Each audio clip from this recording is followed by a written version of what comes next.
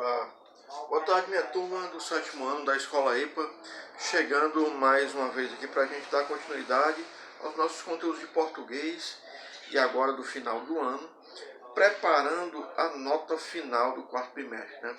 Já desejando a cada um de vocês um bom período de estudo, que tenham uma boa dedicação para a gente ter êxito lá no final do ano. Nosso assunto de hoje é, digamos assim, interessante. Interessante por quê?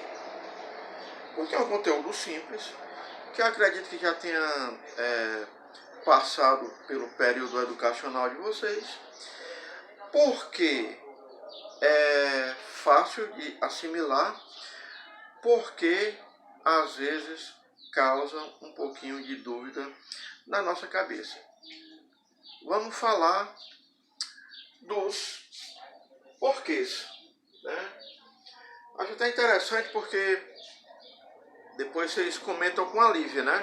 Professora de inglês. O inglês ele tem dois porquês.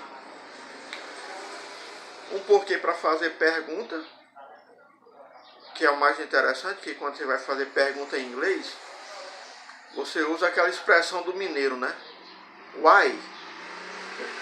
Então, o porquê para fazer pergunta em inglês é why. E na hora de fazer de dar a resposta, você usa because, né?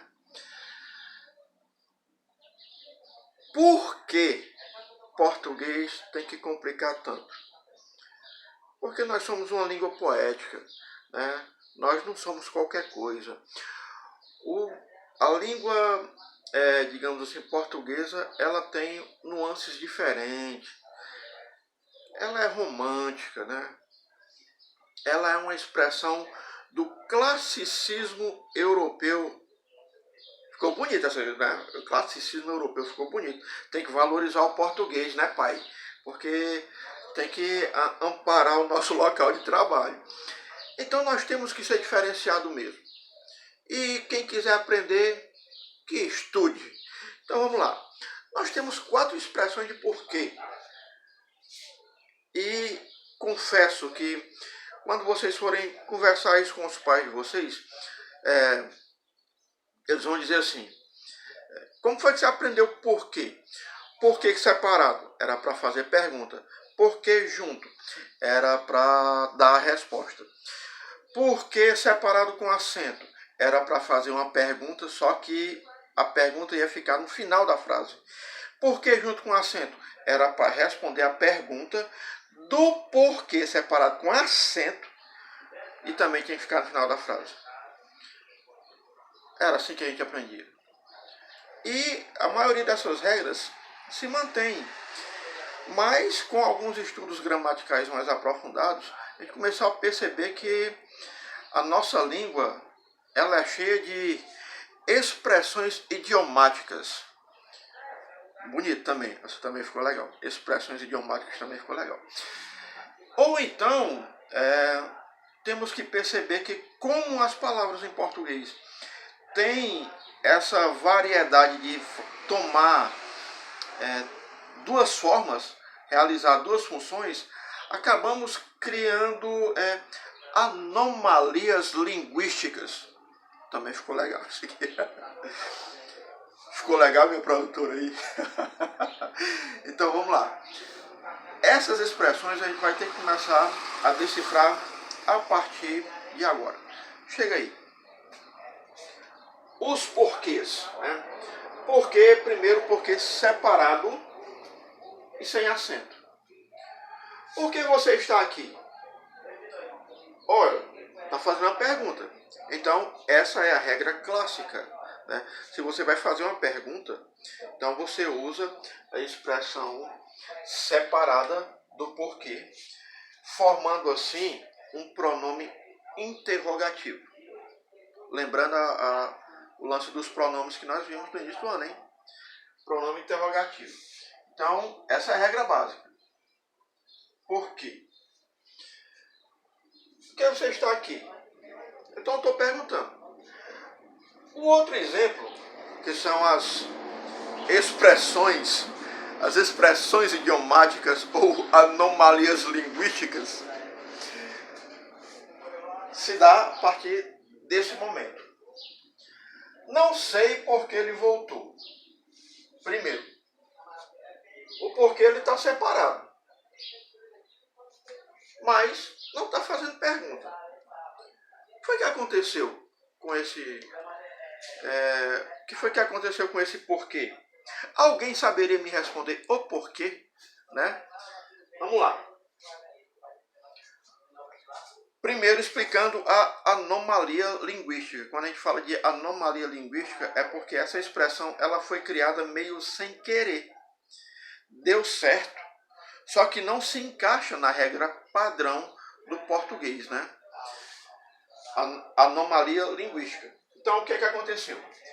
Esse por aqui, ele se tornou uma expressão gramatical e esse que se tornou outra. Explicando o que? O que aqui ele virou um pronome relativo, porque ele teve tem a função aqui de ligar esses dois termos, né? Esses dois termos, se você perceber, nós estamos falando de uma oração composta, porque ela tem dois verbos. Ela tem dois verbos. E esse por, ele se tornou aqui uma preposição. Uma preposição. Vamos lá. Preposição mais pronome relativo. São duas funções gramaticais diferentes. O problema é que elas se juntaram através de uma anomalia, dessa anomalia linguística, e se transformou em um porquê, só que não se encaixa em nenhum desses padrões. Por isso que ele ficou separado. Aqui nós estamos falando aqui de duas classes gramaticais diferentes que se juntaram. Não é que começa do porquê aqui que nós chamamos de pronome interrogativo. Então, essa é uma das explicações da anomalia genética. Agora, a expressão linguística, por quê? Você lembra aquela situação do fofoqueiro, né? O fofoqueiro que ele quer fazer uma pergunta, mas com medo de ser chamado de fofoqueiro, ele não faz a pergunta, mas ele dá aquela indireta. Que aquela indireta é uma pergunta disfarçada. Uma pergunta disfarçada. Então, quando ele diz assim, não sei por que ele voltou, mas na intenção dele, ele queria chegar para a pessoa e dizer assim, sabe por que ele voltou? Mas ele não quer dar esse migué de realizar a pergunta. Então essa pergunta, quando ele diz assim, não sei o porquê ele voltou, essa pergunta ela está implícita, dá para você entender que o cara quer fazer a pergunta. Então quando ele faz essa pergunta,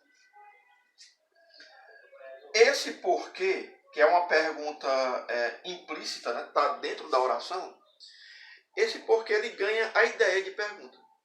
Rapaz, eu não sei o porquê que ele voltou. Aí o cara diz, sabe, não, eu vou explicar o porquê. Aí dá a resposta, mesmo sem o cara ter feito a pergunta. Deu para entender? A gente vai dar só uma pausazinha aqui para nós dividirmos o vídeo para ele não ficar muito grande, para não ter o problema de envio, ok? A gente volta já.